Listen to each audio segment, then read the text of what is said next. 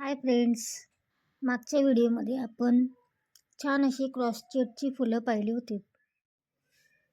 तर आज आपण पाहणार आहोत क्रॉस चेट फुले. त्यासाठी आपण हे पहा अशा प्रकारे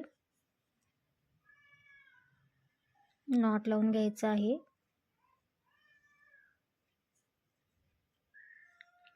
त्यानंतर आपण चेन करायचे आहेत 2 3 4 5 6 7 8 9 10. हे पहा अशा प्रकारे आपण या 50 चेन करून घेऊ. तर हे पहा अशा प्रकारे आपले इथे या चेन 50 तयार झालेले आहेत. त्यानंतर आपण इथे हाफ डबल क्रोशे घेणार आहोत फर्स्ट चेनमध्ये. हे पहा अशा प्रकारे. नंतर आपण डबल क्रोशे घेणार आहोत. हे पहा अशा प्रकारे. हे पहा डबल क्रोशे घेतले. अजून एक पुन्हा आपण ट्रिपल क्रोशे घेणार आहोत.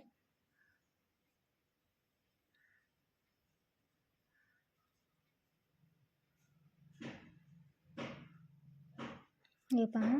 त्यानंतर आपण याला इथे स्लिप स्टिचने हे पहा अशा प्रकारे पॅक करून घेऊ.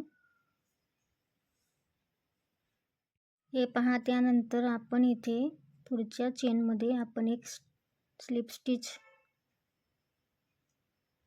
करून घेऊ अशा प्रकारे. त्यानंतर आपण इथे 10 चेन घेणार आहोत. 1 2 3 4 5 6 7 8 9 10.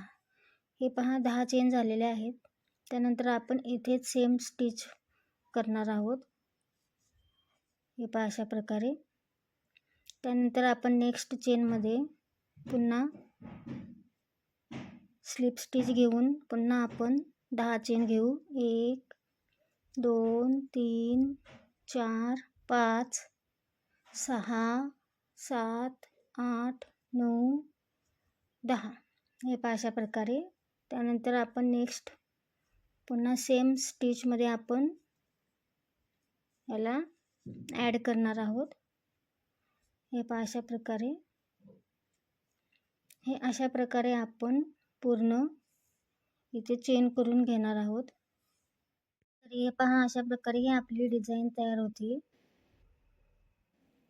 हे पहा खूपच छान सुंदर आणि सोपी पद्धत आहे. त्यानंतर पहा आपण इथे या अशा प्रकारच्या स्टिक घ्यायच्या आहेत. आपल्याला कुठेही लोकल मार्केटमध्ये मिळतील. त्यानंतर हे पहा आपण या स्टिकला साध्या लोकरने किंवा फर वूलनने आपण हे कवर करून घेणार आहोत. याला आपण गम लावून ग्लू लावून आपण हे पूर्ण स्टिक कवर करून घेणार आहोत अशा प्रकारे. तर हे पहा अशा प्रकारे आपण याला स्टिकला ग्लू गनने लोकर चिटकवलेली आहे.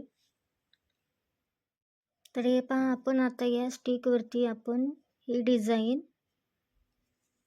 व्यवस्थित गुंडाळून ग्लू गनने आपण चिटकवणार आहोत. हे पहा अशा प्रकारे.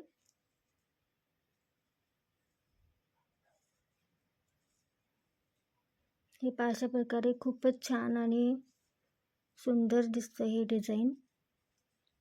तुम्ही याला फ्लावर पॉटमध्ये सुद्धा लावू शकता. हे पहा अशा प्रकारे.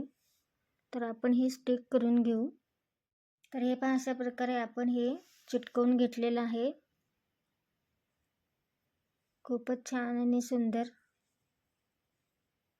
हे पहा खूपच छान दिसत आहे. तर अशा प्रकारे तुम्ही हे बनवू शकता घरी. खूप सोपी पद्धत आहे. तर नक्की ट्राय करा.